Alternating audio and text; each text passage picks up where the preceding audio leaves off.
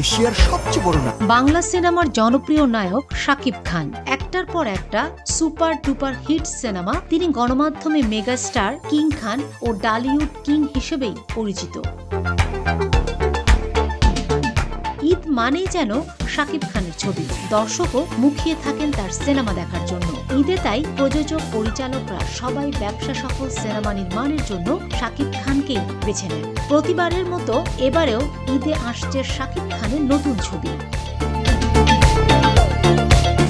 কোরবানির ঈদে মুক্তি পেতে যাচ্ছে ডালিউড সুপারস্টার শাকিব খানের সিনেমা তাণ্ডব। রায়হান রাফি পরিচালিত সিনেমাটির শুটিংয়ে এখন ব্যস্ত সময় কাটছে শাকিব খানের। আর সেই ফাঁকেই 1 মে আন্তর্জাতিক শ্রমিক দিবস উপলক্ষে শুটিংয়ে সাহায্যকারী মানুষকে শ্রদ্ধা জানিয়েছেন শাকিব। সোশ্যাল মিডিয়ায় ঢাকায় সিনেমার এই তারকা পর্দার আড়ালের নায়কদের অবদান তুলে ধরেন পোস্টের মাধ্যমে।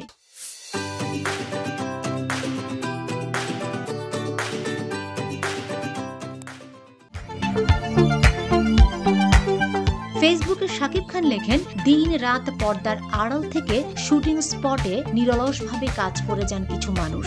তারা ক্যামেরার সামনে থাকেন না, কিন্তু প্রতিটি দৃশ্যের পেছনে থাকে তাদের নিঃশব্দ শ্রম। প্রযোজক, পরিচালক কিংবা অভিনয় শিল্পীদের বসার চেয়ার এগিয়ে দেওয়া থেকে শুরু করে লাইট বসানো, সেট তৈরি, খাবার পরিবেশন, সব কিছুতেই তারা জড়িয়ে থাকেন অদৃশ্য এক ছায়ার মতো।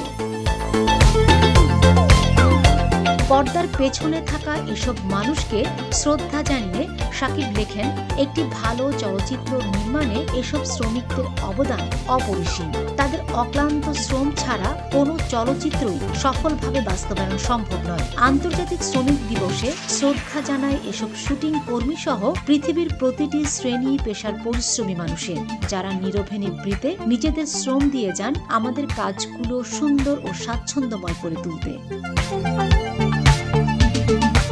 উল্লেখ্য, শাকিব খানকে সর্বশেষ দেখা গেছে মেহেদী হাসান হৃদয়ের বরবাদ সিনেমায়। গত রোজার ঈদে মুক্তি পাওয়া এই সিনেমা এখনো চলছে প্রেক্ষাগৃহে। দেশের বাইরেও মুক্তি পেয়েছে বরবাদ। এতে শাকিবের নায়িকা ডালিউডের ইথিকা পাল। আর এবার আসন্ন ঈদে মুক্তির অপেক্ষায় থাকা শাকিবের বিপরীতে প্রথমবার অভিনয় করতে দেখা যাবে ছোট পর্দার জনপ্রিয় মুখ সাবিনা নূরকে। Fatema Shilu, GTV news.